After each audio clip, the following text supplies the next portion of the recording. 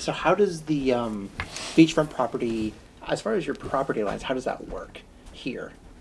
Property lines? Yeah, so like, let's just say you have a dog. You say you have 4 dogs, and you live beachfront property. You can't just let them out on the beach. To go No, anywhere gosh, else. no. So like, how does that play So into your most of the beaches actually, they don't really allow for the dogs to be on the beaches or pets to be Right. on the beaches. There's certain sections where it's like it might be pet friendly, Mm-hmm. dog friendly, but not really where there's a lot of people.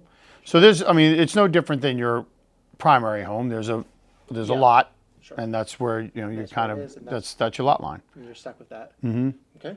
And I would say the majority of, I couldn't say exactly how many, but or if all or not, but a lot of them will have like a fence, not necessarily boxed in, but it's between the homes, just delineating Yeah. the property line. It's open to the front, maybe Yes. closed in the back, Yeah. but it delineates the side to sides. Yeah. And on the beachfront, on the beachfront, you don't really have to worry about that because generally there's either a dune or there's going to be a boardwalk or something like that in front of you. Yeah. Yeah. Yeah. That's what I've seen. I was just kind of curious how that affects your day to day.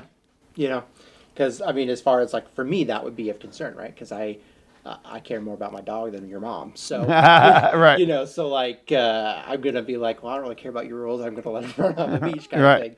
Yeah. So that would be something to consider. Yeah, you would for need me. to know about. Yeah, Exactly. exactly. Yeah. And Yeah. I know, like in the winter, things are a little bit more flexible. Yes, And of course. because there's nobody around. There's no Yeah. kids to startle or whatever. It's just seagulls to chase. Yeah. But Less people to complain. yeah. Yeah. So off-season living. Do you prefer the off-season living, or do you prefer it when it's busier? I Do you like both? Just different things. I like both, because I do really like to see the people. Like I love just the activity, the life, just life in the towns. Yeah. I mean, it's cool having like the sleepy little town and the one thing that I love about all the shore towns that are in the off season is the blinking lights. So if you know, right? When the street lights are blinking, yes. Yeah. I can get from one town to the other in about 8 minutes flat. Otherwise, it's going to take me, 40 minutes. It's, which is in the grand scheme of things, like really not that long. But, when you're the first car all the time or the second car at the light in the off season, and then during the season, you're the 15th car, which again, not a lot of traffic in the grand scheme of life. It's like, oh my God, there's just the influx of people, and it's different, but it's pretty.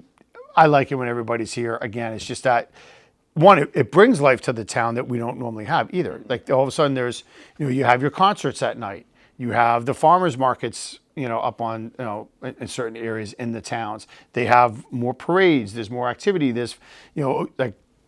On Tuesdays, like Seattle has a farmer's market, but you also during the week you have family night on Asbury Avenue in Ocean City.